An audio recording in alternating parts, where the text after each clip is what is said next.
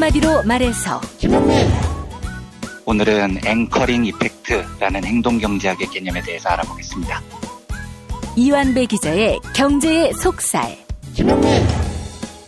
오늘은 신시아 바넷의 비 함께하겠습니다. 정선태 교수의 오늘을 읽는 책. 네, 오늘은 드루킹 특검 김경수 지사 소환 조사에 대해 말씀드리겠습니다. 김성애 보좌관의 답정너. 네, 오늘은 YTN의 시작된 변화 그리고 김세희의 거짓말에 대해서 말씀드리겠습니다. 정상근 기자의 오늘 미디어. 김용민 브리핑. 잠시 후 시작합니다.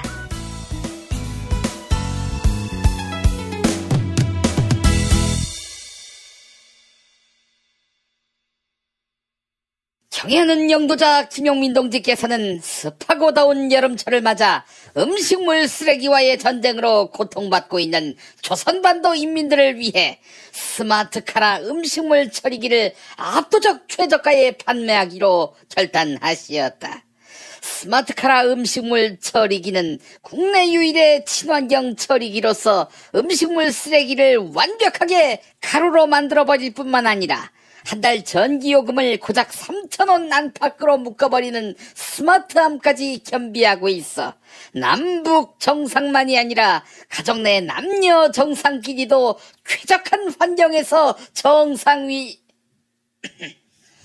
아무튼 냄새 걱정, 소음 걱정, 전기세 걱정을 한방에 해결해주는 스마트카라 음식물 처리기를 압도적 최저가에 구매하는 방법은 김용민.com.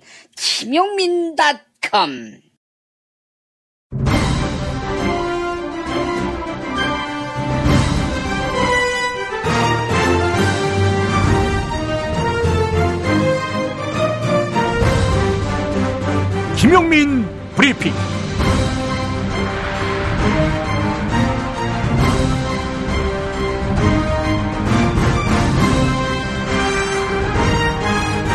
(2018년 8월 6일) 월요일입니다.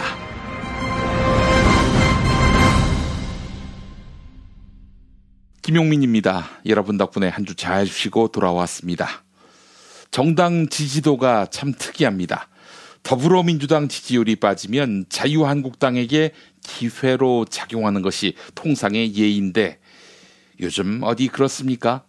자유한국당 지지율이 점점 빠지더니 일부 조사에서는 정의당이 야권 1위에 올라섰습니다. 물론 이 결과가 고스란히 다음 선거의 득표율로 이어질지는 미지수입니다. 그러나 자유한국당이 이번 지방선거에서 체험한 국민적 외면, 총체적 고립을 다음 총선에서 타개할 길이 있을 거라고 어찌 자신할 수 있겠습니까? 김병준 비대위 출범 컨벤션 효과 따위는 전혀 없었습니다. 내림세는 누구도 멈추지 못하게 하고 있기 때문입니다. 여론조사 전문가이며 정치 컨설턴트인 박시영 윈즈코리아 컨설팅 부대표는 추석 전까지 정당 지지도 5 내지 10%포인트 올리지 못하면 자유한국당의 내분이 재점화되고 김병준 위원장의 존재 가치가 사라진다. 이렇게 보았습니다. 여기서 다시 민주당 지지율이 빠지면 자유한국당이 아니라 정의당 지지율이 오르는 현실 어떻게 보십니까? 좀 더 추이를 지켜보아야 하겠지만 이것은 민주당에게 좀 더 진보적이고 개혁적인 방향으로 나가도 좋겠다는 신호로 작용할 수 있지 않을까요? 민주평화당 새 대표가 된 정동영 의원은 정의당보다 더 정의롭게 하겠다 이렇게 밝혔습니다. 이제 부패하고 무능한 보수야당은 국민이 눈길 주기조차 하지 않습니다. 민주당은 이들과의 무의미한 수권 경쟁을 벌일 필요가 없어요. 대신 정의당, 민주평화당과의 개혁 경쟁에 나서 지지층을 좀 더 확대해 나가야 하지 않을까 이렇게 생각합니다. 김용민 브리핑 새 주간의 첫날 시작합니다. 여러분, 일본 교토부 우지시에 위치한 우토로 마을 아시나요? 일제강점기 민족의 아픔과 차별의 역사를 간직한 제1조선인 마을입니다. 몇 년 후면 우토로 마을의 흔적이 사라집니다. 낡은 우토로는 사라지지만 우토로를 기억하는 일은 이제 시작입니다. 우토로 평화기념관 건립에는 약 20억이 필요한데요. 아름다운 재단 기억할게 우토로 캠페인에 함께 해주세요. 네, 그 광고 들어볼까요? 우리가 살아온 우토로 마을에는 태평양 전쟁 당시 군 비행장 건설을 위해 강제 동원된 조선인들의 아픈 역사가 있습니다. 역사는 더 오래 기억하는 사람들의 것. 역사는 결국 함께 기억할 때 완성됩니다. 우토로 평화기념관 건립을 위해 당신의 참여가 필요합니다. 기억할게 우토로 캠페인 아름다운 재단. 골반 잡자 바로 잡자 바디로직. 허리 통증 바로 잡자 바디로직. 몸매 교정 바로 잡자 바디로직. 자세가 좋아지는 골반 교정 타이즈 바디로직. 검색창에 골반 교정 바디로직. 삐딱한 남성 골반 허리에도 역시 바디로직입니다. 바디로직의 효과를 못 느끼셨다면 100% 환불해드립니다. 자세한 환불 조건은 홈페이지를 참조하세요. 중고차죠? 네. 그런데 이 차 진짜 있는 거 맞죠? 정말 이 가격에 살 수 있는 거죠? 아이, 그럼요. 빨리 오시면 됩니다. 여러분, 이거 다 거짓말하는 걸 아시죠? 더 이상 속지 마세요. 허위 매물에서 우리의 가족과 이웃을 지키는 더불어 중고차. 직영 정비소를 운영하여 더욱더 믿음이 가는 더불어 중고차. 카카오톡 검색창에 더불어 중고차를 검색하시거나 1661-3363 1661-3363으로 전화주세요.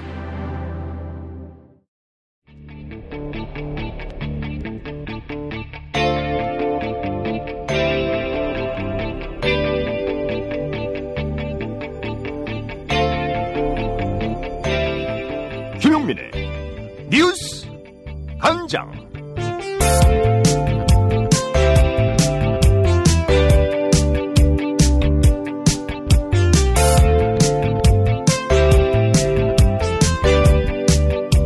양승태 대법원장 시절 법원행정처가 상고법원 도입을 위해 조선일보와 접촉했던 것으로 보입니다.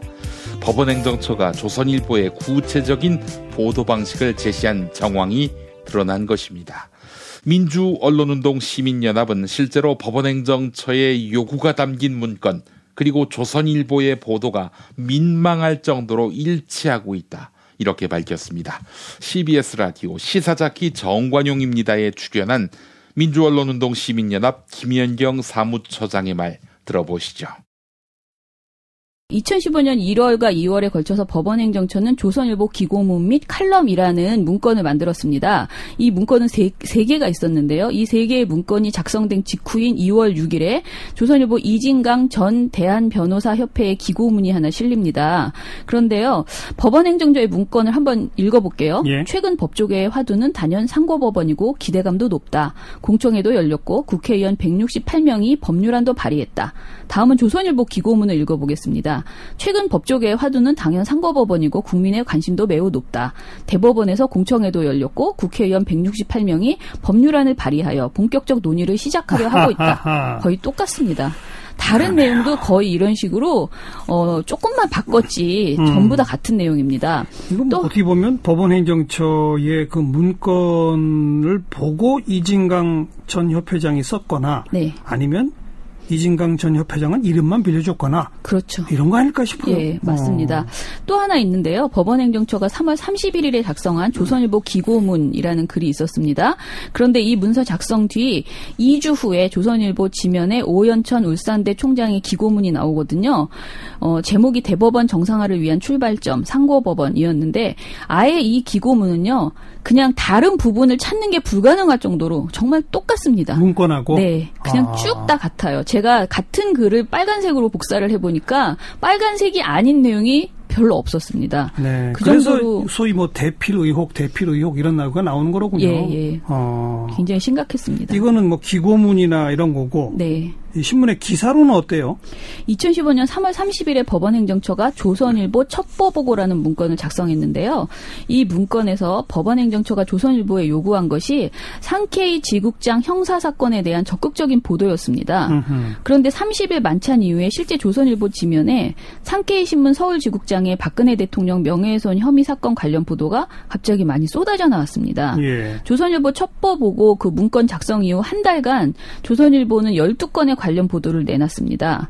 이 중에 3건이 일면 보도였어요. 그런데 이제 다른 신문은 어땠나 봤습니다. 같은 기간에 다른 신문사들은 조선일보 다음으로 많은 보도를 내놓은 매체가 동아일보 9건이었고요. 중앙일보가 5건이었습니다.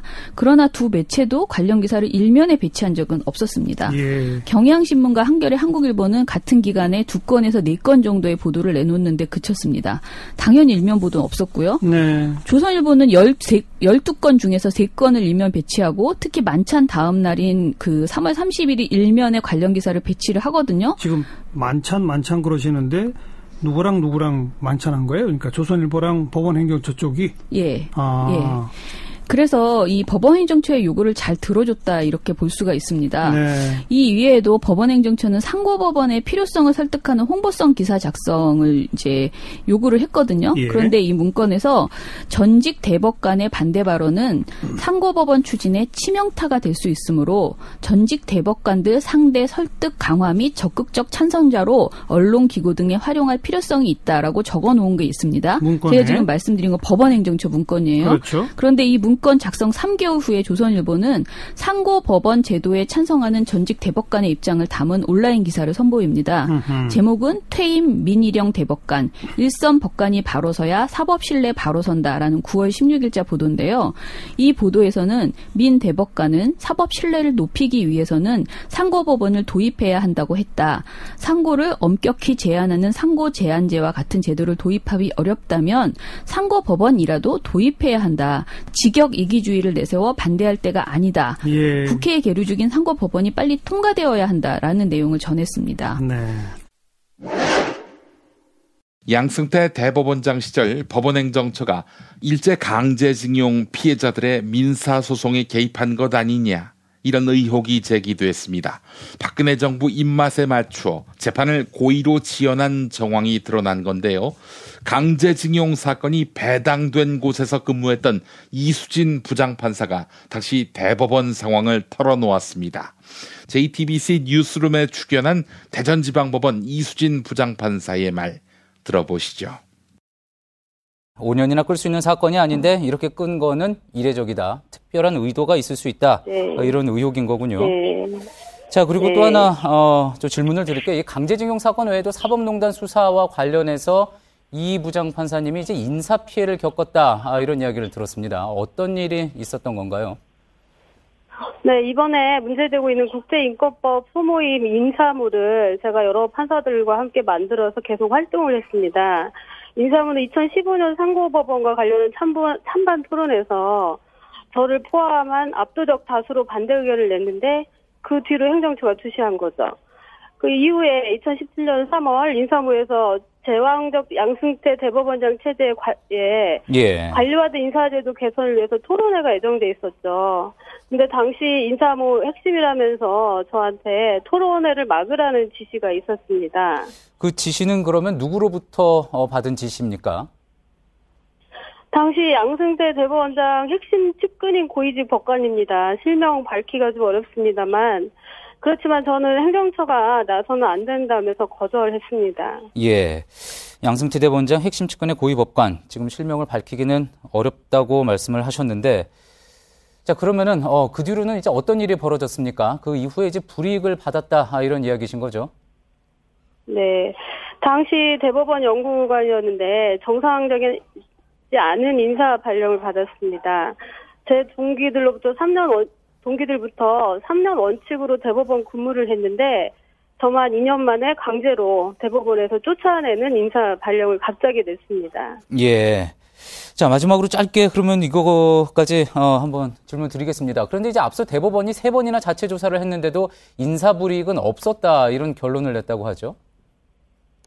사실은 그 부분이 가장 애석합니다. 첫 번째 조사에서도 저한테 인사불이익 밝히기가 힘들다는 푸념을 했었죠. 그리고 세 번째 조사를 한 특조단은 아예 저를 부르지조차 않았습니다. 그리고 인사불이익이 없었다고 발표를 한 거죠. 2016년 박근혜 정부는 6단계였던 전기요금 누진제 구간을 3단계로 개편한 바 있습니다.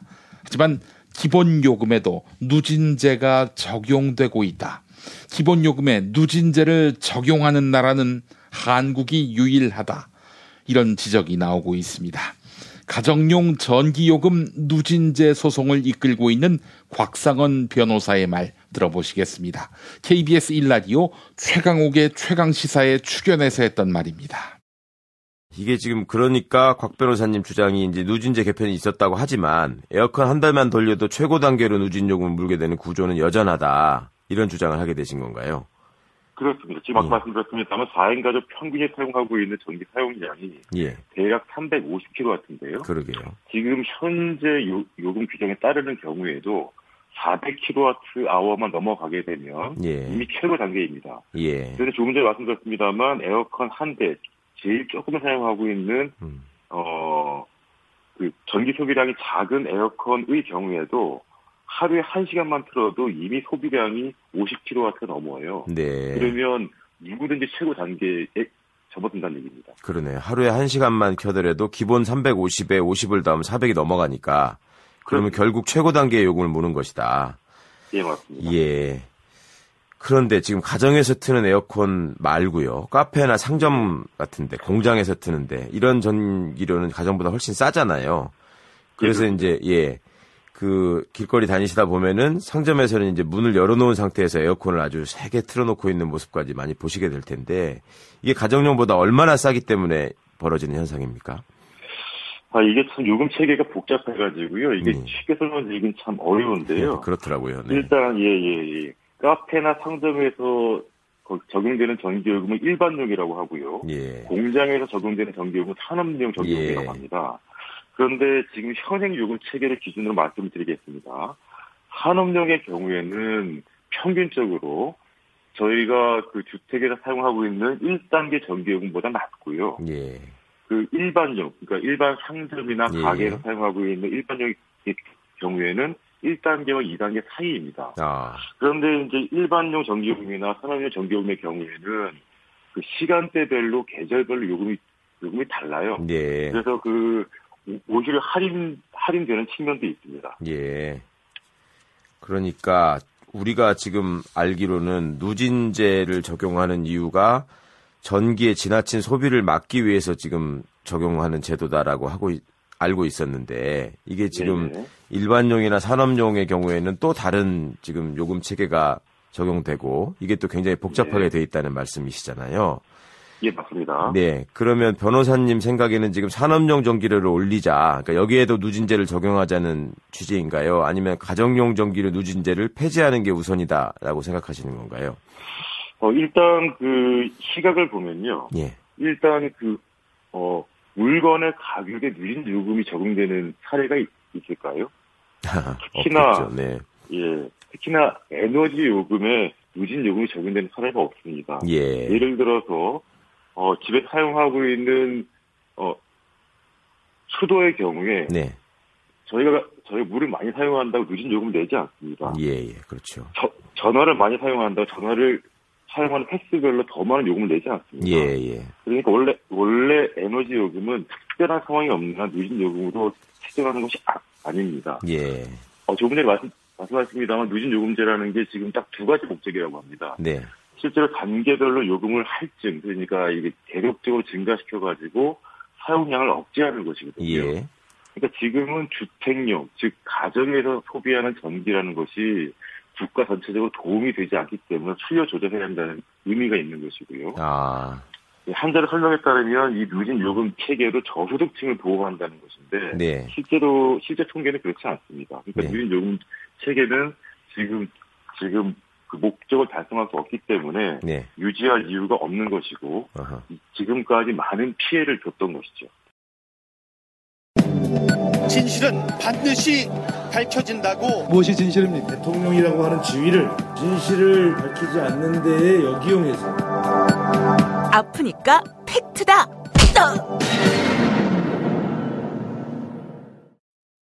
드루킹 댓글 조작 사건을 수사 중인 허익범 특별검사팀이 김경수 경남도지사를 소환합니다. 특검은 김경수 지사를 댓글 조작의 공범으로 보고 있는데요.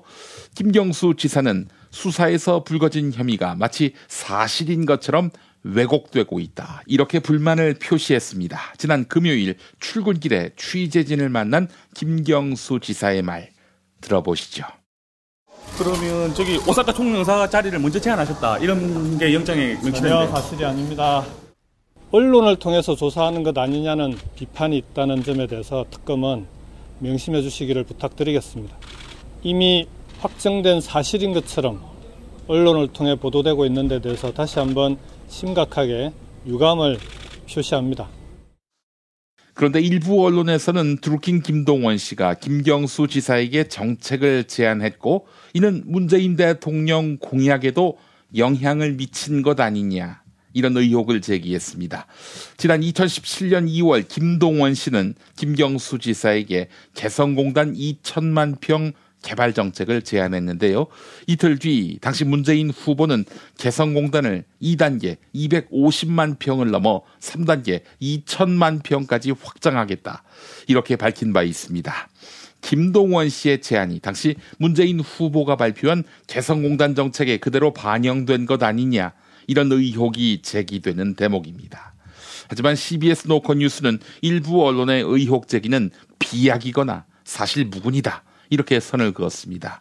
2000년 8월 당시 현대 정몽헌 회장과 현대아산 김윤규 사장은 조선을 방문해서 김정일 국방위원장과 면담을 가졌는데요. 이때 양측은 개성 지역에 최대 4천만 평 규모의 공단 건설에 합의했습니다. 이에 따라 당시 현대아산은 개성공업지구 2천만 평의 사업권과 토지 이용 관리를 5억 달러에 구입했습니다. 통일부 관계자는 개성공단을 2천만 평으로 개발한다는 계획은 현대아산을 중심으로 이미 2000년에 나와 있었다. 현재는 620만 평 규모의 1단계 사업만 승인된 상태다. 이렇게 설명합니다. 또한 이런 내용이 지난 2007년 14선언문에 그대로 반영됐습니다. 선언문 5항에는 남과 북은 개성공업지구 1단계 건설을 빠른 시일 안에 완공하고 2단계 개발에 착수한다. 이런 내용이 담겼습니다. 개성공단을 3단계 수준인 2천만 평까지 늘리자. 이런 주장은 매번 대통령 선거 때마다 나오던 공약이기도 한데요. 특히 문재인 대통령이 개성공단 정책을 발표한 2017년 2월 9일은 개성공단 폐쇄 1주년을 하루 앞둔 날이었습니다. 노컷뉴스는 단순히 시간의 선후 관계만을 가지고 특정 공약이 반영됐다고 보기엔 무리가 있다. 이렇게 꼬집었습니다. 네, 지금까지 아프니까 팩트다였습니다. 충남 금산의 넓은 인삼밭. 정성농장을 일군 농부아버지 이정열 씨. 자연은 노력한 만큼 내어준다. 그 자연의 마음을 알기에 정성농장을 더불어 일구는 아들 이성규 씨도 아버지에게 배운 것처럼 정직하고 또 성실하게. 정성농장 홍삼은 인삼 재배부터 가공 판매까지 모두 책임지고 있습니다. 그래서 대한민국 1등 품질을 자부합니다. 검색창에 정성농장 홍삼을 검색해주세요. 정성농장 홍삼. 전화문의는 010-9754-6972. 이봐, 에너지 넘치던 자네가 요즘 왜 이렇게 시들시들해? 그러게, 언젠가부터 이렇게 고개 숙인 남자가 되어가네. 아이. 남자를 위한 보양식의 끝판왕이 나왔습니다. 지친 남자를 깨우는 놀라운 힘, 궁금한 남자. 여보. 궁금한 남자. 네이버에서 궁금한 남자를 검색하세요. 1833-6654.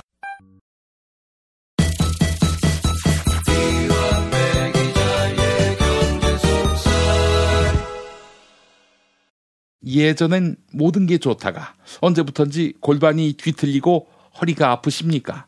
중요한 건 몸의 자세입니다. 이젠 바디로직으로 몸을 조율해 보세요. 검색창엔 바디로직, 전화는 031-345-4550번입니다. 경제의 속살로 이어갈까요? 민중의 소리 이완배 기자 함께하겠습니다. 이완배 기자님. 네, 안녕하십니까. 아유, 일주일 동안 잘 지내셨습니까? 네, 저는 잘 못 지냈죠. 김 PD님께서는 잘 지내셨겠지만. 아유, 제가 예. 오늘 월요 경제학 시간인데 앵커링 이펙트라는 주제를 골랐는데 이 주제를 고른 배경 설명부터 좀 하고 지나가겠습니다. 아, 예.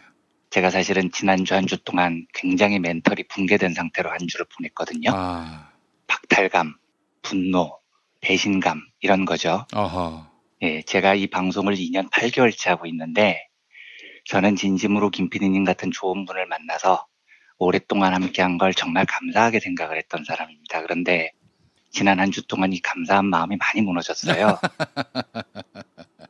김 PD님 지난주 휴가 갔다 오셨다면서요. 아유, 그럼요. 그러니까 다른 방송도 완전히 쉬셨던 거죠. 아니, 그럼 뭐 딴 건 하고 이거는 쉬고 그럴 수 있겠습니까? 아니요, 그런데 저는 몰랐거든요. 아, 모르셨어요? 예, 저한테 어떻게 이야기하셨냐면 예. 다음 주 한 주만 김보영 아나운서께서 진행하신다 이렇게만 이야기를 해주셨어요. 그래서 저는 김 PD님께서 바쁜 일이 있으셔서 한 주간 업무 조정을 좀 한 줄 알았습니다. 그런데 화요일쯤인가 SBS 정치쇼를 들으러 갔더니 진행자가 바뀐 거예요. 그래서 놀라가지고 김 PD님 페북을 가봤더니 지난주 완전히 쉬셨다고 하더라고요. 그걸 제가 그때 알게 됐습니다. 화요일에요. 아이고, 죄송합니다. 아이고. 그런데 이게 죄송합니다 한마디로 끝날 일이 아닌 게요. 아니, 그렇게 혼자 쉬시면 저희 패널들은 언제 쉬나요? 아이고, 뭐. 그러니까 저희는 휴가 따위는 없는 겁니까? 아니, 별 말씀도 하십니다. 예. 아니, 그럼 저는 언제 쉬는 뭐 기회를 마련해 주시는 우리 건가요? 저 이완배 기자님 언제 쉬실 생각이십니까? 이런 걸 이제 엎드려 절받기라고 하잖아요. 지금 8월 다 갔는데. 제가 뭐에 멘탈이 나갔냐면 김 PD님께서 이런 분이 아니셨잖아요. 제가 3년 가까이 함께 방송하면서 김 PD님 쉬실 때 우리도 같이 쉬었잖아요. 근데 올해 갑자기 본인만 쉬시고 패널들은 일해라 지금 이렇게 나오시면 곤란한 겁니다. 그러니까 저는 명예, 부 이런 거에는 아예 관심이 없는 사람이지만 노는 거, 쉬는 거 이런 거에는 정말 민감한 사람입니다. 우리 같은 사람들은 남들 놀 때 나도 꼭 놀아야 돼요. 그러니까 남들보다 더 놀진 못해도 남들이 노는데 나는 일한다? 이건 굉장히 힘들어하는 성격입니다. 아이고, 그렇군요. 그런데 2년 7개월 동안 동지라고 믿었던 사람이 40대에 육박하는 무더운 폭염 기간에 아이고, 세상에. 혼자서만 쉬러 간 거예요. 우리 보고는 일하라고 하고. 이걸 제가 어떻게 해석을 해야 되겠습니까? 이렇게 하시죠. 제가 날짜를 정해드리는 거는 좀 또한 결례를 범하는 거긴 하지만 8월 마지막 주 휴가 어떠시겠습니까? 예, 굉장히 황급한 수습, 무성의한 수습 굉장히 잘 들었습니다. 제가 오늘 김 PD님 돌아오시는 날을 기다리면서 월요경제학을 이 주제로 해야 되겠다라고 일주일 내내 일을 갈아왔습니다. 오늘 다룰 주제는 앵커링 이펙트라는 겁니다. 우리말로는 닷 내림 효과라고 부르기도 하고요. 조금 어려운 말로는 준거점 의존성이라고 부르기도 하는 그런 행동경제학 이론입니다. 앵커링 이펙트에서 앵커는 배에서 사용하는 닻을 이야기를 합니다. 배에서 닻을 내리면 그 닻이 바닷속 어딘가에 콱 박혀서 배를 고정시켜주는 역할을 하죠. 그런데 사람이 어떤 선택을 할 때는 아주 합리적으로 선택을 하는 게 아니고요. 닻을 내린 그 장소, 그 지점이 하나의 새로운 기준이 됩니다. 그리고 그 기준에 따라서 자기의 선택이 많이 달라져요. 이건 행동경제학의 창시자로 불리는 데니얼 커너먼이라는 경제학자가 발견한 개념인데요. 명품 파는 가게 같은 데 가보면 보통 핸드백 하나에 수십만 원에서 수백만 원씩 하잖아요. 그런데 가게에 가보면 제일 잘 보이는 진열장에 핸드백 4천만 원 이런 걸 하나 박아둡니다. 근데 이거는 팔려고 내놓는 게 아니에요. 제일 잘 보이는 데 4천만 원짜리를 딱 박아놓으면 이게 그 매장을 방문한 사람들에게 하나의 기준이 됩니다. 이 사람은 4천만 원을 기준으로 새롭게 선택을 합니다. 그 4천만 원 옆에 500만 원짜리 핸드백이 있어요. 보통 그냥 500만 원짜리를 받다면 어휴 너무 비싸 이렇게 생각했을 사람이 옆에 4천만 원짜리가 딱 보이잖아요. 이러면 500만 원은 껌값이다 이런 생각이 듭니다. 착시 현상이 일어난다는 거죠. 그런데 이 간단해 보이는 심리 현상이 사회적으로 굉장히 큰 문제를 야기합니다.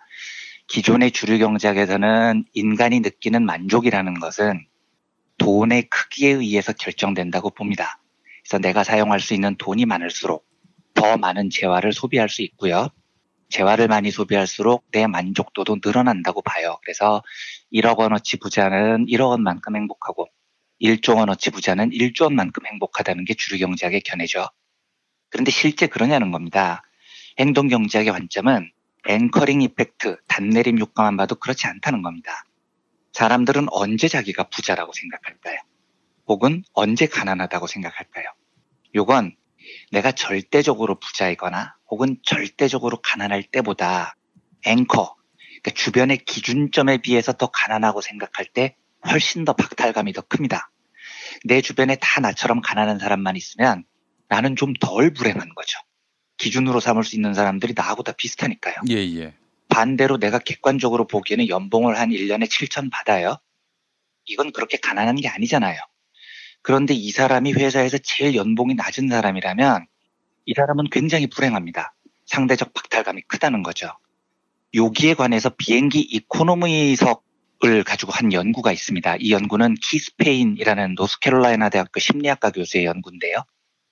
비행기를 타면 세계적으로 난동을 부리는 사람들이 꽤 됩니다. 그런데 페인 교수가 비행기 난동에 대해서 흥미로운 연구를 해요. 난동을 부리는 사람들의 특징이 있다는 겁니다. 비행기를 탈 때 보면 입구가 두 종류가 있습니다.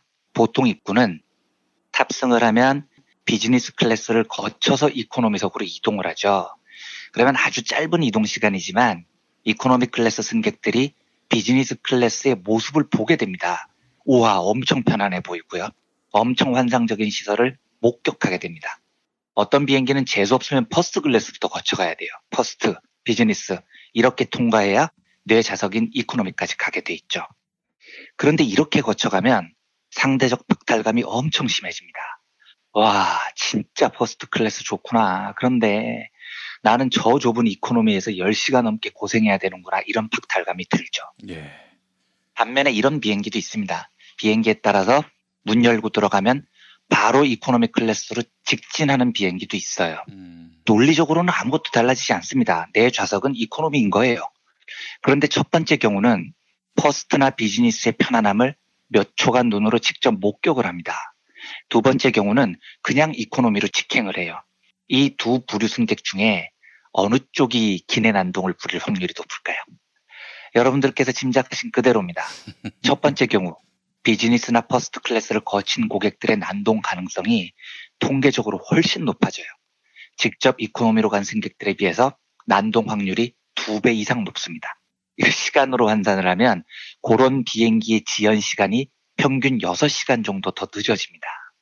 자, 더 간단히 해보겠습니다. 비행기에 따라서 퍼스트 클래스가 있는 비행기도 있고 없는 비행기도 있습니다.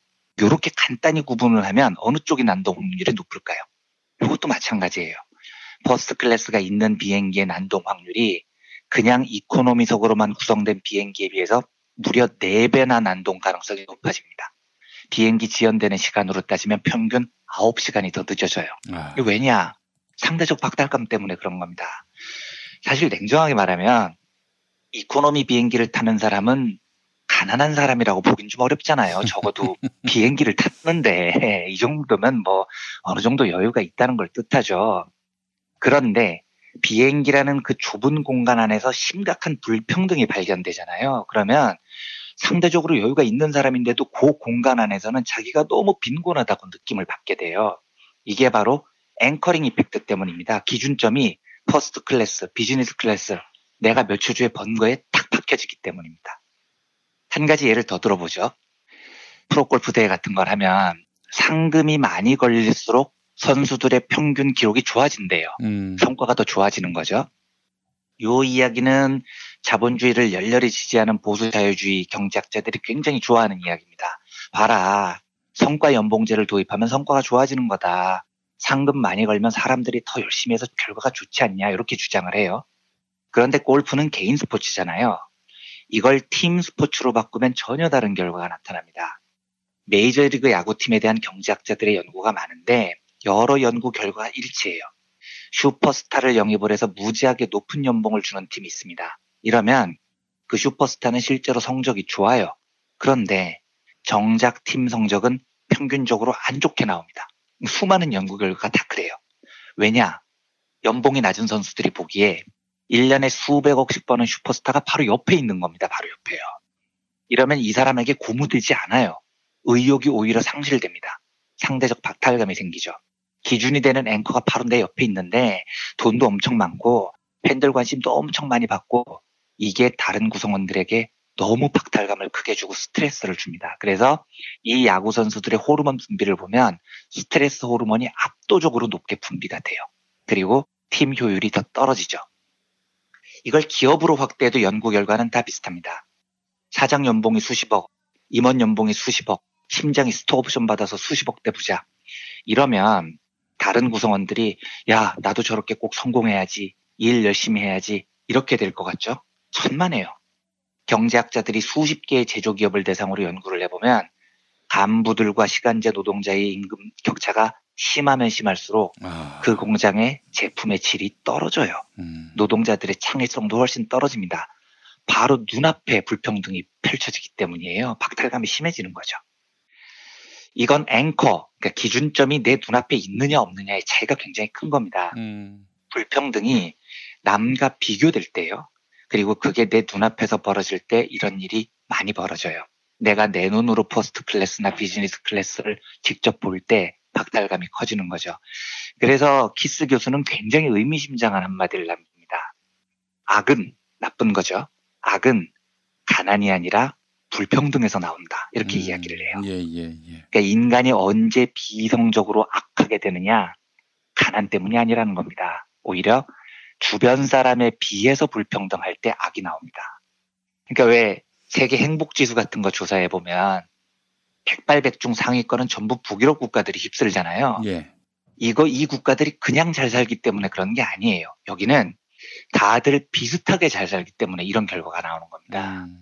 반면에 미국이나 영국, 세계 최강대국인데 이런 나라들은 행복 수치가 저 밑으로 떨어지잖아요. 이건 심각하게 불평등한 현실이 내 나라 안에서 벌어지기 때문입니다. 그런데 진짜 특이한 점은 의외로 이 행복 수치 같은 걸 보면 굉장히 못 사는 아시아나 아프리카 국가들 행복지수 순위가 꽤 높게 나와요. 예상보다요. 이건 왜 그러냐? 여기는 다 같이 못 살기 때문에 그런 거예요. 그러니까 주위하고 비교를 해보면 내가 딱히 불행하지 않은 겁니다. 그래서 앵커, 기준이라는 게 중요하다는 겁니다. 여기서부터 이제 김용민 PD님께서 주의 깊게 들어주셨으면 하는 대목입니다.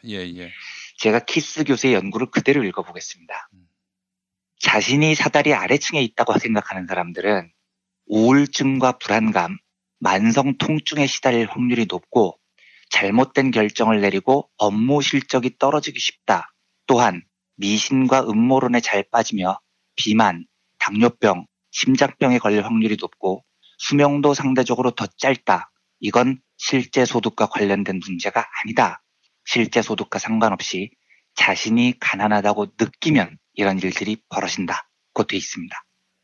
자, 보십시오. 무려 2개월 동안 방송을 함께 하면서 저는 김용민 PD님을 인간종으로 존경했고 동지라고 굳게 믿었어요. 그리고 제가 여러 번 방송에서 말씀드렸지만 저는 김 PD님께서 많이 쉬셨으면 하고 정말로 바라왔던 사람입니다. 근데 제가 2016년 방송을 시작한 이래 2년 7개월 동안 심지어 제가 가장 많은 대화를 나눈 분이 제 자식들 빼면 김 PD님이에요. 네, 일주일에 5번씩. 지구상 어떤 사람보다도 많은 이야기를 나눴습니다. 김 PD님은 최근에 가장 오래 제 주변에 머무른 제 앵커입니다. 기준이에요. 그리고 저는 아까 말씀드렸듯이 휴식이나 노는 거에 집착이 굉장히 강한 사람입니다. 그런데 김 PD님이 지난주에 혼자서 휴가를 가셨어요. 제가 얼마나 큰 상대적 박탈감을 느꼈겠습니까? 아이고, 세상에. 제가 다시 읽어드리겠습니다. 이렇게 상대적 박탈감을 유발하는 김 PD님의 행동은 저한테 어떤 영향을 미치느냐? 우울증과 불안감, 만성 통증에 시달리게 합니다. 저 진짜 지난주에 우울했거든요. 그리고 온몸이 막 아팠어요. 정말로요. 그리고 실제 소득과 상관없이 자신이 가난하다고 느끼면 무슨 일이 벌어지느냐? 잘못된 결정을 내리고 업무 실적이 떨어집니다. 그래서 지난주 제가 경제의 속살 원고를 작성할 때 작성이 잘 안 되더라고요. 아이고. 너무 속상해서요. 그러니까 청취자 여러분들께 뒤늦은 변명을 구합니다만 지난주 제 방송이 형편이 없었던 건 제 잘못이 아닙니다. 패널들만 일시키고 혼자서 휴가를 가신 김 PD님 잘못인 거죠.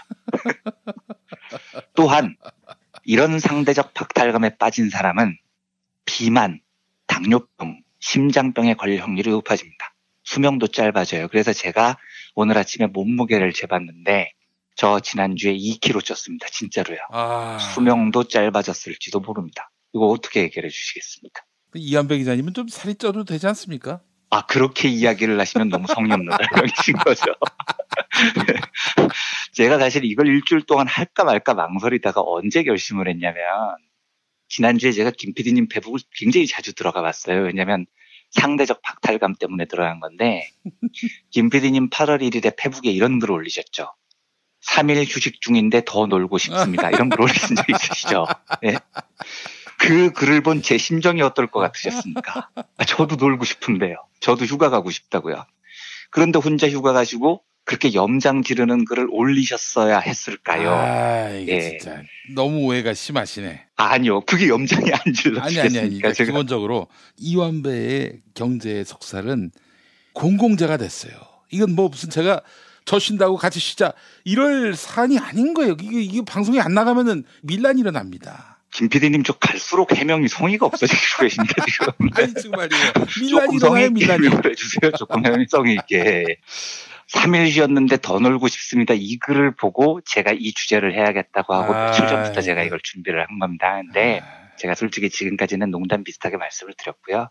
사실 오늘 말씀드리려고 했던 요지는 휴가가 진짜 그 요지가 아니었고요. 한 사회의 빈곤 문제를 다룰 때는 절대적 빈곤을 없애는 것도 굉장히 중요해요. 그런데 부의 불평등 문제, 이 상대성을 바로잡는 것도 정말 중요합니다. 키스페인 교수의 이야기대로 악은 가난이 아니라 불평등에서 나오는 거니까요. 그래서 우리 사회 구성원들의 상대적 박탈감을 최대한 덜 느끼도록 시스템을 짜가는 건 매우 중요한 요소라는 점을 오늘 말씀드리고 싶어서 오늘 월요경제학으로 이 이야기를 나눠봤습니다. 알겠습니다. 이한배 기자님, 정말 쉬십시오. 뭐 어느 때든 상관없습니다. 일주일 제가 엎드려 절박이지만 쉬라고 하면 쉬죠, 저는요. 우리 애청자분들도 다 이해를 하실 겁니다. 이렇게까지 얘기하셨는데 이 안 쉬고 계속하라. 이거는 있을 수 없는 일입니다. 비인도적인 행동이에요. 그렇게 말씀하시면 제가 방송에서 너무 징징거린 걸로 결론이 나셨습니다. 아닌데 오늘 정말 많이 외웠습니다. 귀를 쫑긋 세우고 들었는데 그래요. 정말. 아니 실제로 산업 현장 가보면은 정규직은 타박타박 또 쉬고 수당도 받고 그러지만 비정규직들이 어디 뭐 그래요? 제 말이 그 말입니다 지금. 그런가요? 20분 동안 넘게 들은 이야기가 바로 그거라고요. 그러네요 보니까. 명심하겠습니다. 자 이제 답으로 모시겠습니다. 아니 우리 이제 이한배 기자님 이번 여름 가기 전에 반드시 휴가를 필히 쓰시길 바라겠습니다. 감사합니다. 주시면은 냉큼 쉬겠습니다. 네, 그러시죠. 예, 일정만 알려주시면 우리 애청자분들께 공지드리고 그것도 한 주 쉬시는 걸로 그렇게 모시겠습니다. 예, 이해해 주셔서 정말 감사합니다. 예. 자, 이한배 기자님 또 내일 뵙도록 하겠습니다. 네, 감사합니다. 부모님의 생신 또는 기념일에 아주 특별한 선물을 준비하고 계십니까? 부모님의 소중한 일생을 되돌아볼 수 있는 기억의 책을 선물해보세요. 부모님의 어린 시절부터 젊은 시절 그리고 노년에 이르기까지 그 누구보다 치열하게 살아온 삶의 여정을 한눈에 모아볼 수 있도록 최고 100장까지 들어가는 사진첩과 더불어 기자들이 직접 인터뷰를 통해 작성하는 생애사까지 더해져 오직 부모님만을 주인공으로 하는 세상에 다시 없을 고품격 기억의 책을 10년 노하우로 특별 제작해드립니다. 200페이지 분량 12권에 2부까지 함께 드리는 구성으로 440만 원에 모십니다. 한평생 가족을 위해 자녀를 위해 헌신해 오신 부모님. 아주 오래 기억에 남을 뜻깊은 선물. 지금 신청해 보시죠. 평범한 사람들의 아주 특별한 기록. 기억의 책 만민보. 문의전화 1877-1419 1877-1419 민중의 소리.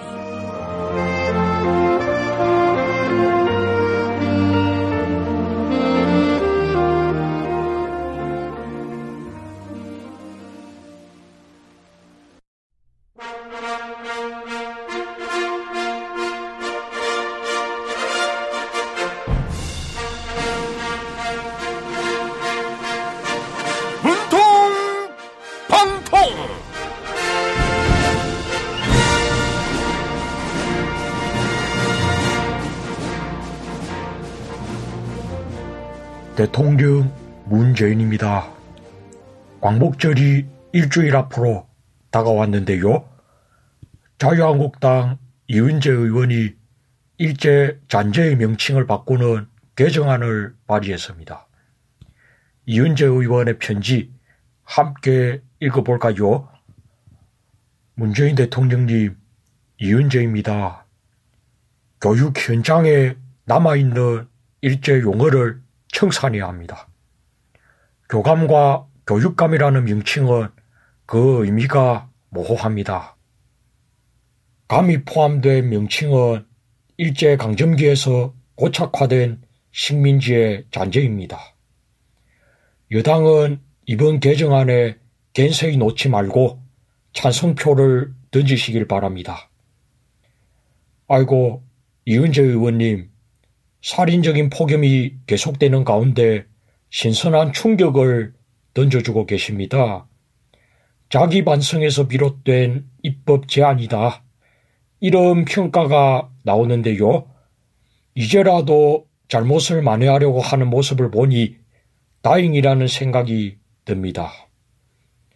네, 이은재 의원님을 무슨 깽판이나 놓는 사람으로 오해하지 말라고요.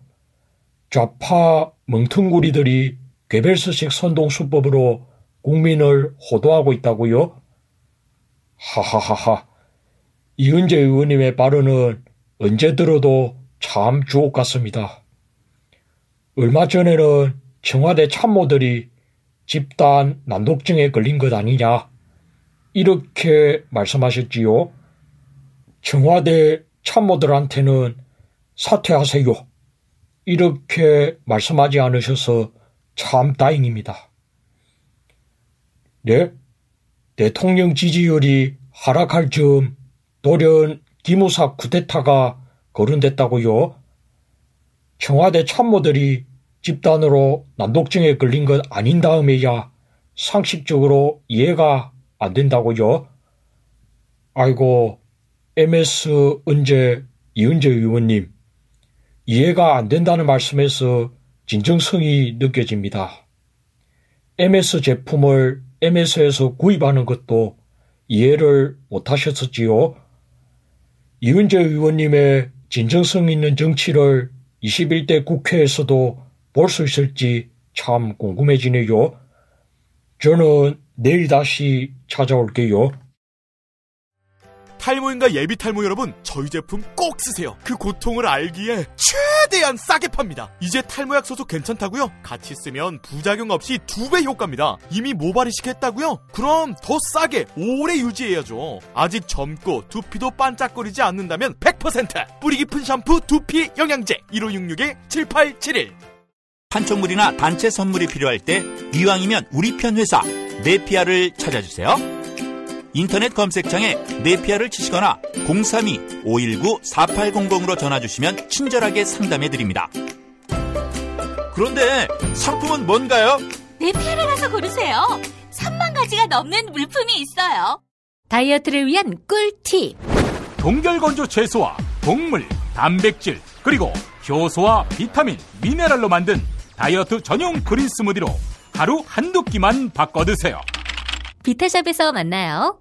생활인을 위한 꿀팁. 집 2채에 월 10,000원 화재보험 카페. 화재 배상, 심지어 도난 피해까지. 여기에 더해 가전제품 고장 수리비까지. 연중 무휴라 언제든 02849-9730.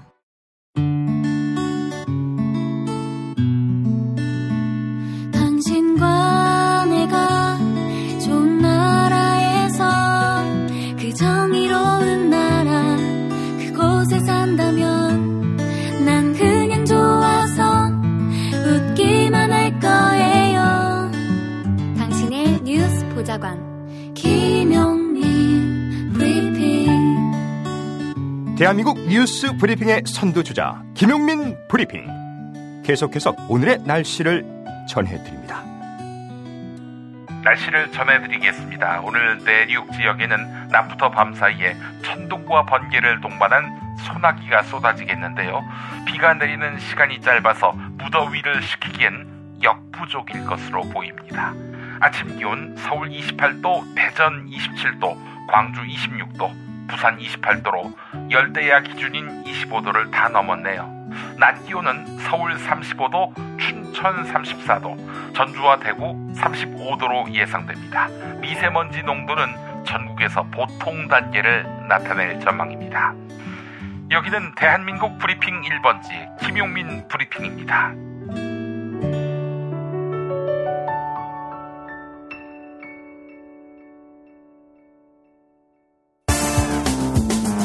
오늘을 읽는 책, 문학평론가인 국민대학교 국문학과 정선태 교수와 함께합니다. 국민대학교 한국어문학부 국어국문전공 정선태 교수님, 오랜만에 인사드립니다. 네, 안녕하세요. 아이고, 교수님.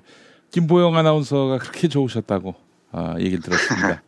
지금 우리 김 PD하고 전화하고 있는 게 악몽 같습니다.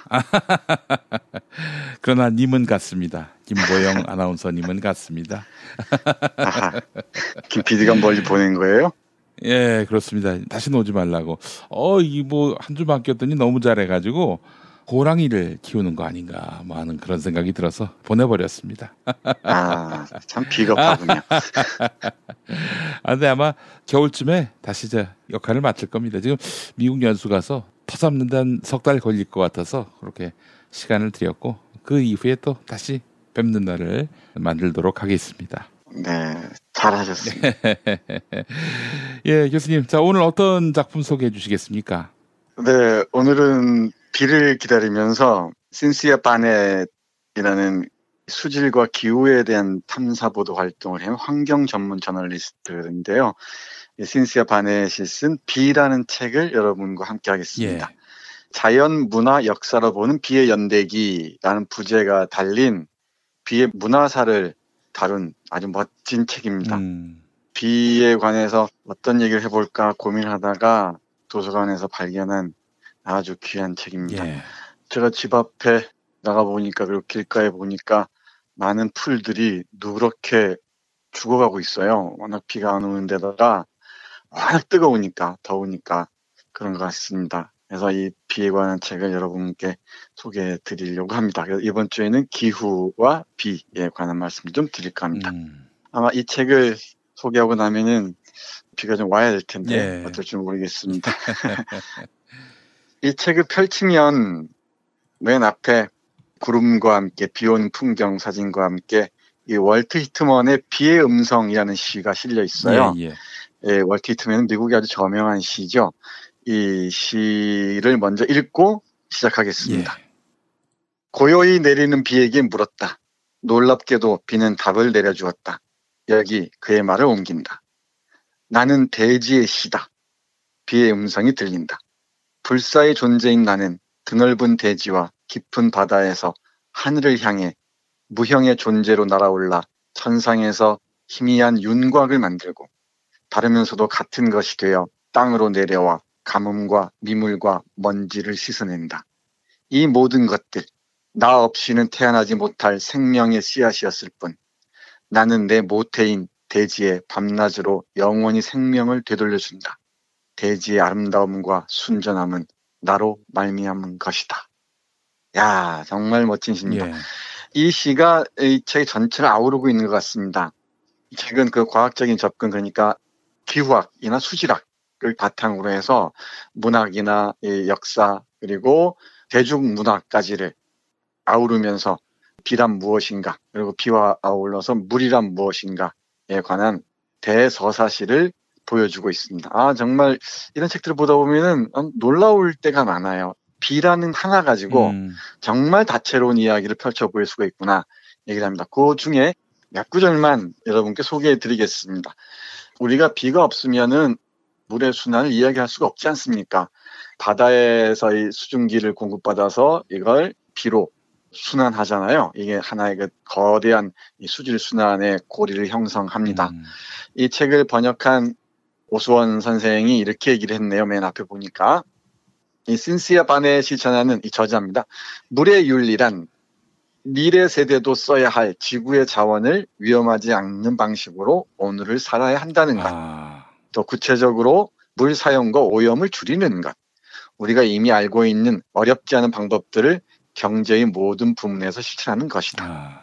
그중 한 가지 해결책은 장거리 운송을 거치지 않은 지역 내 먹을거리를 소비하는 생활 방식을 지향하는 로컬 푸드 운동과 마찬가지로 물도 멀리 떨어진 수로를 통해 끌어오는 용수가 아니라 해당 지역의 물이 순환하는 환경을 조성함으로써 이를 활용하는 생활 방식의 전환이다. 로컬 워터군요. 네, 그렇습니다. 문제를 한 방에 해결하는 단일한 방법은 없지만 우리들이 이미 알고 있는 작은 방안들은 많다. 이렇게 얘기를 합니다. 바로 이 신시아 바네치라는 이 환경 전문 저널리스트가 전하는 메시지라는 게 바로 이런 거란 거죠. 네. 근데 이런 메시지를 전달하는 방식이 저는 참 놀랍습니다. 앞에서 말씀드린 대로 다양한 문학적 상상력들, 신화적 상상력들을 동원해서 우리에게 이 비가 얼마나 고마운 존재인지, 그리고 이 물이라는 게 우리에게 얼마나 귀한지. 사실 물 없으면 살 수 없다는 건 다 알지 않습니까? 물의 윤리적 측면에서 봤을 때 4대강은 이건 윤리에 반하는 것이니까 불륜이라고 해야 되는 건지 이거 어떻게 해야 됩니까? 아, 김보영 아나운서 생각. 아이, 그만하세요 이제 다 지나갔는데. 윤리에 반하는 불륜 이런 얘기 어떻게 나옵니까? 범죄입니다, 범죄. 그 사석에서도 그런 얘기 많이 해요, 김보영 씨가. 아니, 농담이고요. 예, 김보영 씨 그런 얘기 안 합니다. 아주 뭐 그냥 사전에 나오는 투명한 말만 합니다. 절대 야릇한 얘기 절대 안 하는 분이에요. 그만하세요. 그만하세요. 제가 그래서 오늘 마지막에 들려드릴 노래가 있는데요. 네. 마지막에 말씀드리도록 하고, 신시아 바넷이 쓰는 문장 예를 들면 이랬습니다. 비는 생명 그리고 그 이상을 의미한다. 비를 향한 인간의 애정은 그야말로 자연스러운 것이다. 비와 인간의 친밀성은 문명과 농업의 필요성에 기반을 두고 있다. 토머스 제퍼슨은 버지니아주에 있는 몬티첼로의 고향집에서 늘 하늘을 유심히 관찰했다. 몬티첼로에서는 피카소의 그림에 비견할 만한 짙은 청색의 뇌운 혹은 정난운이 블루리치 산맥을 따라 형성된다. 제퍼슨은 농민이라면 누구나 그렇듯 구름 한 점 없이 맑게 갯날에는 애를 태웠다. 그는 폭풍우가 신비의 땅 서부에서 물길을 갖고 돌아올 때에야 비로소 안도했다. 네, 이렇습니다. 제 마음도 그런 것 같습니다. 풀잎이 죽어가고 나무들이 힘들어하면은 정말 애 같아요. 비가 내리면은 나뭇잎이 좋아서 팔을 떠는 거 보면은 저도 덩달아 좋아서 어쩔 줄 모르겠습니다. 네, 저뿐이겠습니까? 많은 사람들이 우리의 DNA에는 농업 문명의 바탕을 준 생명들 아닙니까? 기본적으로 우리 문화권이. 그래서 비에 가는 감수성이 크게 다르지 않을 것 같습니다. 이런 식의 문장을 구사합니다. 그리고 사회학자들이나 컬럼니스트들이 물론 번역도 훌륭하지만은 이런 문장들을 구사하는 거 보면은 참 부러울 때도 많아요. 조금만 더 볼까요? 요즘 정말 무더위가 대단하죠. 예. 마치 돋보기로 빛을 모아가지고 그 열을 막 쏘는 것 같습니다. 그 정도 따갑고 그냥 도시 아스팔트가 뜨거운 열기를 푹푹 이렇게 안길 때마다 숨이 턱턱 막히고 그러는데 이 기후변화 문제를 또 얘기하지 않을 수가 없죠.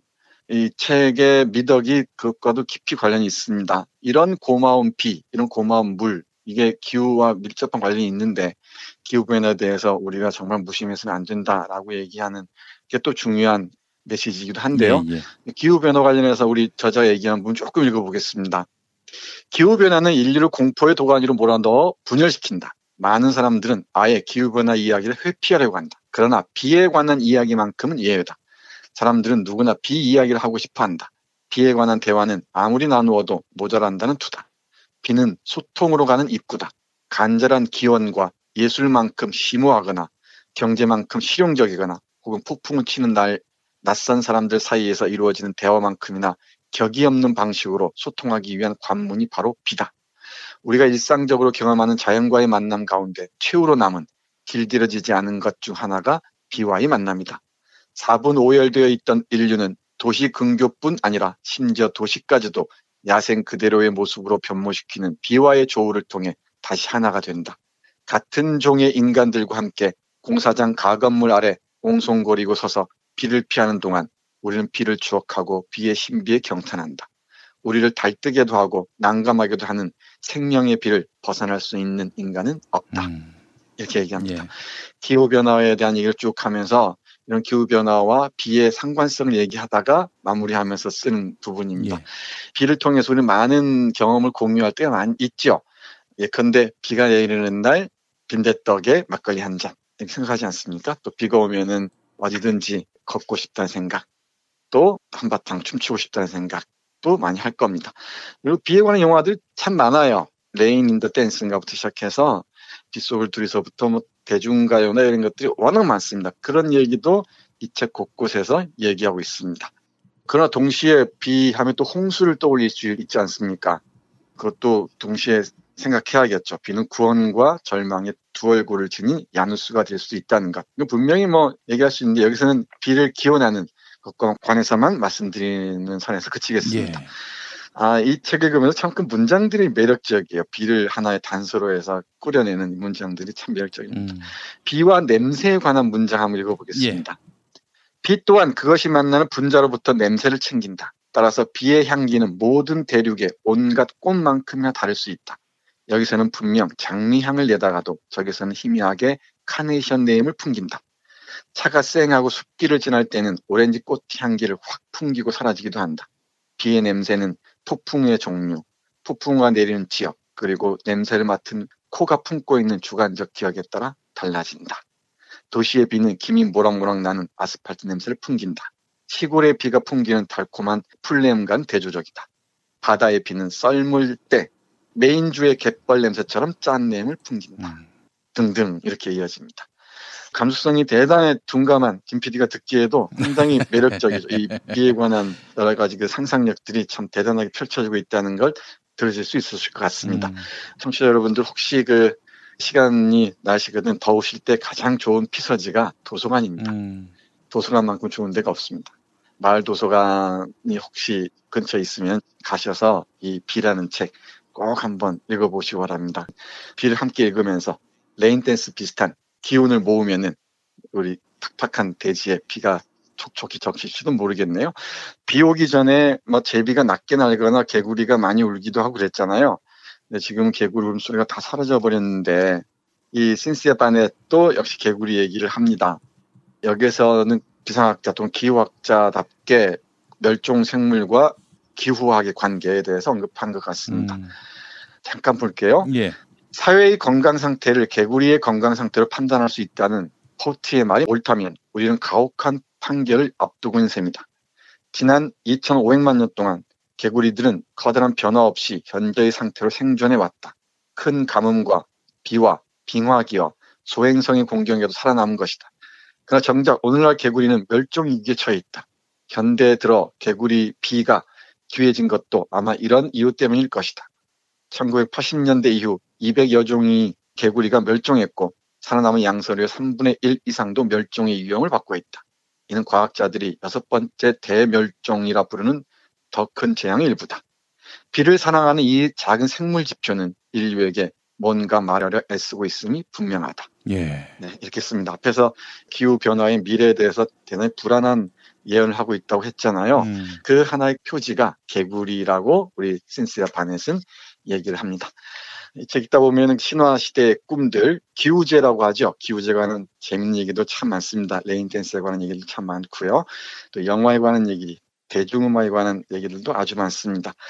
제가 이 책을 소개해드리면서 비를 기다리는 마음으로 여러분과 함께 리 오스카라는 재즈 연주자가 있습니다.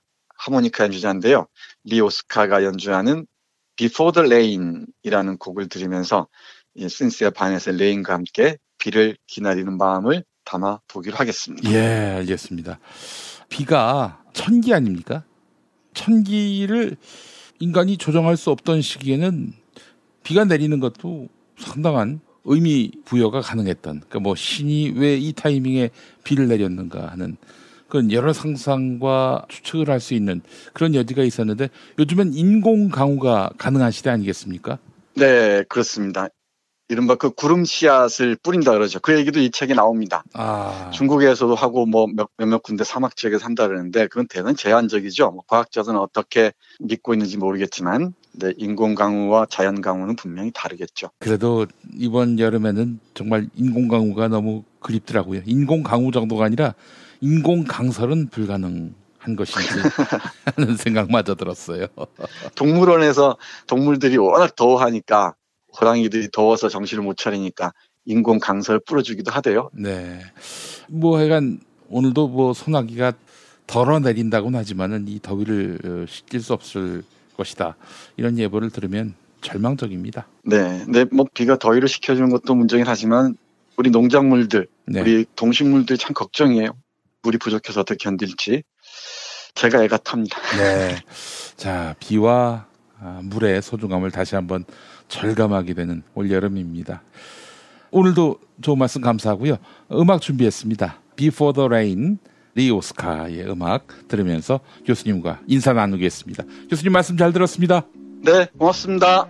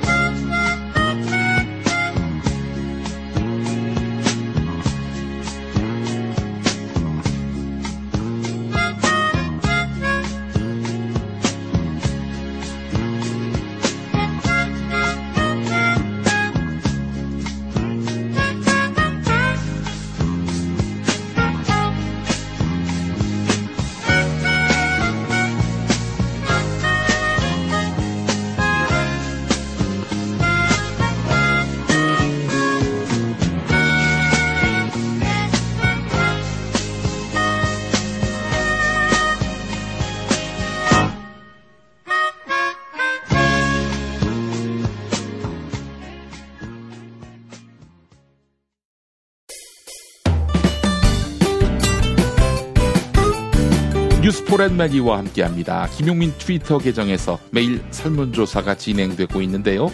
사법농단 문건 추가 공개에 따라 양승태 대법원과 조선일보와의 기사거래 의혹이 불거졌지요. 법원행정처는 상고법원 홍보를 위해 조선일보에 법원 예산 10억을 광고비로 지급할 계획이었는데요. 이에 조선일보는 법원행정처가 일방적으로 작성한 문건이다. 우리와는 무관하다. 이런 입장을 밝혔습니다. 시민들은 기사거래 의혹에 대해 어떤 견해를 갖고 있을까요? 어젯밤 9시까지 모두 812분이 설문에 참여해 주셨습니다.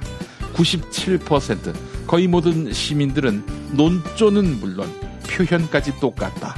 기사거래가 있었다고 본다. 이렇게 응답해 주셨습니다. 조선일보 입장대로 법원행정처 문건과 조선일보 기사는 무관하다. 여기에 동의를 표한 시민들은 3%에 그쳤습니다. 트위터 고견 볼까요? 이경희님, 정당도 해산되는데 언론은 무소불위의 권력을 가졌나요? 하면서 조선일보를 질타하셨네요. 네, 설문조사에 참여해 주신 여러분 감사합니다.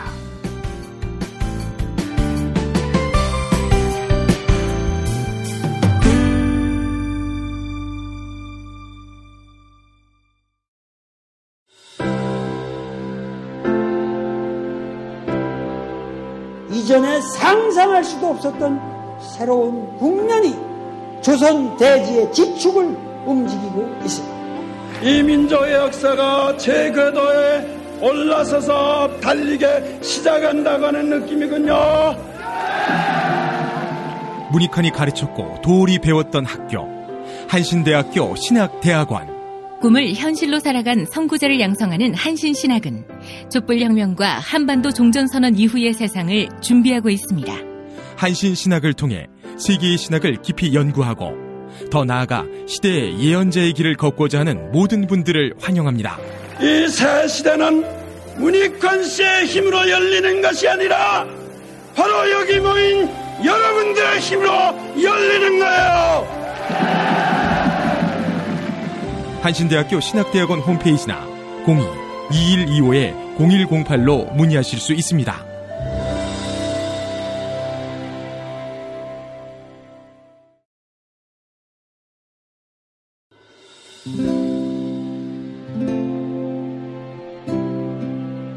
문익환 목사님은 우리 남북 관계에 있어서도 큰 정기를 마련해 주셨습니다. 늦봄 문익환 목사 탄생 100주년. 민주화와 통일운동을 위해 11년 4개월간 옥고를 마다하지 않은 행동하는 양심. 오늘 우리가 누리고 있는 이 민주주의 또 문익환 목사님의 덕분이 아주 큽니다. 그가 24년 동안 살았던 서울 강북구 인수봉로 통일의 집이 6월 1일 문익환 통일의 집 박물관으로 거듭납니다. 사람들이 이렇게 항상 북적북적 이렇게 했던 공간이라 아버지한테만 아니라 우리 모두들한테 굉장히 큰 의미가 있는 통일의 역사를 기억하며 통일의 길을 모색하는 문익환 통일의 집 박물관 기념사업 추진위원으로 함께해 주시겠습니까? 이건 단지 어떤 유가족들의 유산이 아니라 우리 시대가 가지고 있는 유산이기 때문에 자세한 안내는 포털 사이트에서 문익환 통일의 집을 입력해 주세요.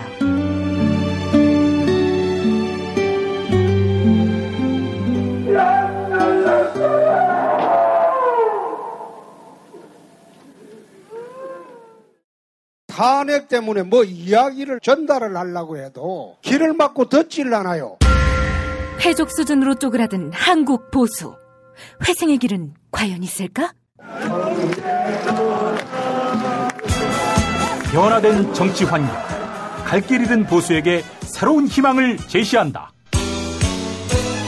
애국 보수의 화려한 부활과 집권을 위한 본격 가이드, 김용민의 신간, 보수를 지켜라. 진중권도 투표하는 보수 정당, 광주에서도 일당이 될 수 있는 보수 정당, 젊은이들의 입당이 줄을 잇는 보수 정당.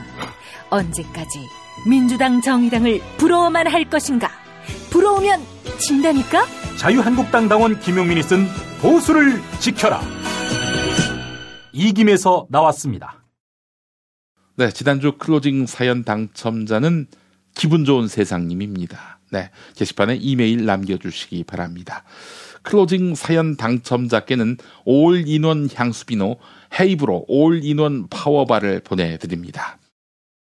김성희 고려대 노동문제연구소 교수의 최저임금 악영향의 실체는 이런 제목의 서울신문 칼럼입니다. 프랜차이즈 본사나 재벌 대기업은 최저임금과 무관하지 않은 게 아니라 핵심 이해 당사자다. 상시고용 3,000인 이상 대기업들이 직접 고용해야 하지만 사내하청의 고용 책임을 미루는 파견, 용역, 도급 등 소속 외의 노동자 비율은 올해 23.6%에 달한다. 이들은 최저임금이 곧 자기임금인 사람들이다. 아울러 납품 계약 관계로 맺어진 1차, 2차, 3차 하청 노동자들도 최저임금 영향권에 있기 때문에 납품 단가를 조정해주지 않는다면 최저임금 인상의 부담을 중소하청업체가 감당해야 한다. 대기업은 고용 책임의 부담을 전가한 것처럼 최저임금 부담도 중소업체에 전가한다. 프랜차이즈는 이런 비용 떠넘기기 구조를 잘 보여주는 사례다. 네, 여기까지입니다. 노동자와 자영업자 간의 전쟁으로 몰고 가면서 대기업 혹시 뒤에서 웃고 있습니까? 국민이 그렇게 무지하지 않다는 점 잊지 말기 바랍니다. 1부는 여기까지입니다. 2부에서 다시 오겠습니다.